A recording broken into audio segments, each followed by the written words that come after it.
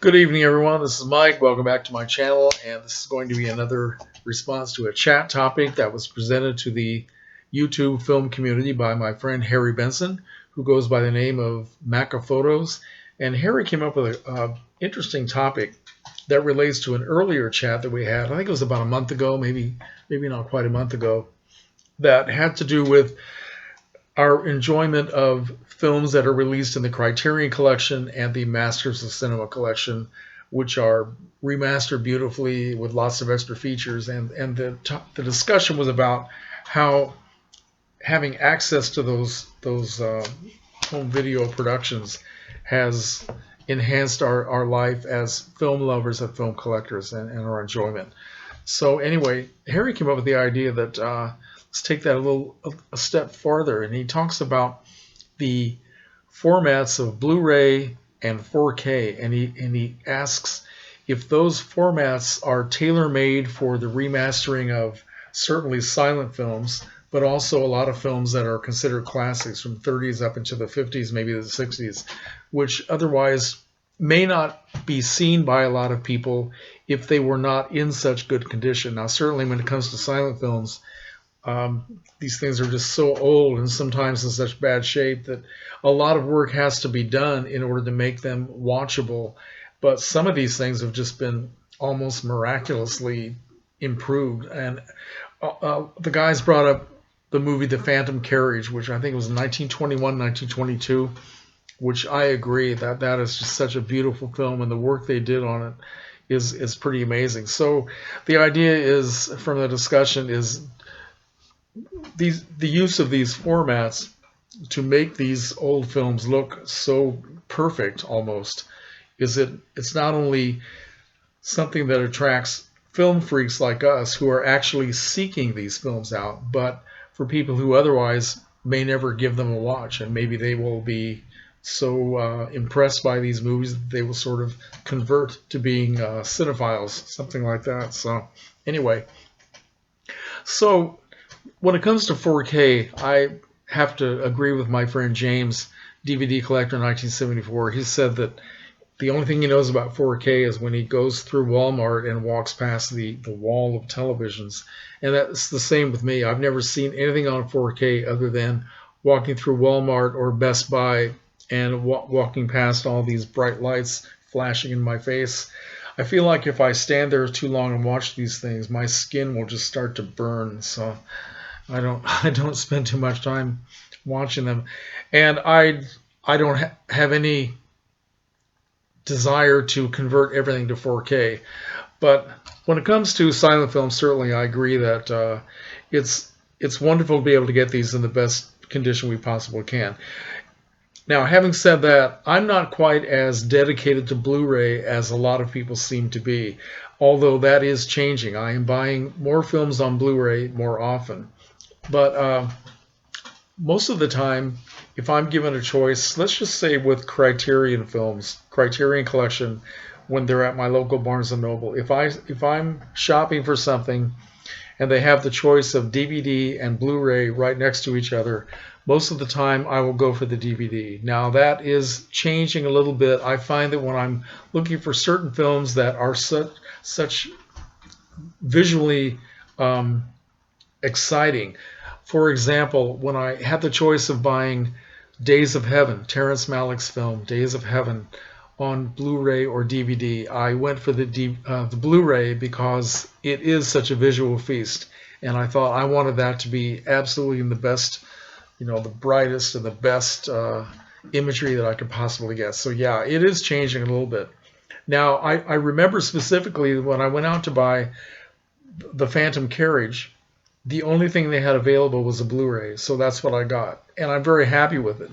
But more than likely, I would have gotten the DVD if it had been there. It's the same with Charlie Chaplin's City Lights and let's see, Limelight. Well, of course, that's not a silent film, is it? But City Lights, I had a choice of buying that in DVD or Blu-ray, and I chose the DVD, and I'm very happy with it. I bought the Great Dictator in Blu-ray because that was the only thing they had available. Now, I will admit that my feelings about Blu-ray are definitely changing. And it kind of began with this movie here, All About Eve. This digibook came out a few years ago, and I had already had, I mean, I love All About Eve. This is one of my top 5 films. I already had 2 DVDs of All About Eve. Before that, I had a clamshell, beautiful VHS case that I had for a number of years. Before that, I had a version that I had recorded myself off of Turner Classic Movies, and I played that incessantly until it almost wore out. I'm very happy to have it. But when this came out, and it was at full price, I think it was $20 or maybe 25 or something like that at Barnes & Noble, I looked at it and considered it and passed it up, because I thought, I'm not going to spend this kind of money for a Blu-ray, but when I have versions that are already good enough to watch. Now, so later on, this became available at Big Lots for $5. I was not going to pass that up. So I came home, put it on. I was absolutely amazed. Just from the very first scene, the opening scene where they have the Saracens Banquet Center and they're having the award ceremony, I was looking at all this detail in the background. I thought, where did that stuff come from? Was that always there? And apparently it was, but I couldn't see it in any of these other versions. So yeah, I was very impressed. Now later on, I was also very impressed when Severin Films came out with this Blu-ray of Nightmare Castle. Now, I already had their version of Nightmare Castle on DVD, and it's incredible. They put the entire uncut film together in the English language version, and it was fantastic to be able to see all that footage together. I think the first time I had ever seen it in its full version. So a couple of years later down the road, they brought this out, and since I'm a Barbara Steele completist, I went and bought it.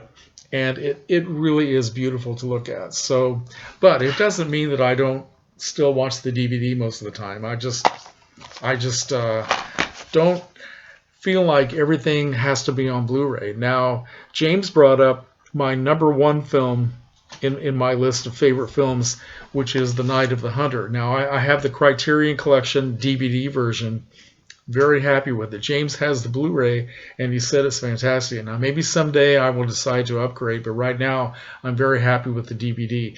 I've been buying a lot of Blu-rays lately because the prices are so cheap.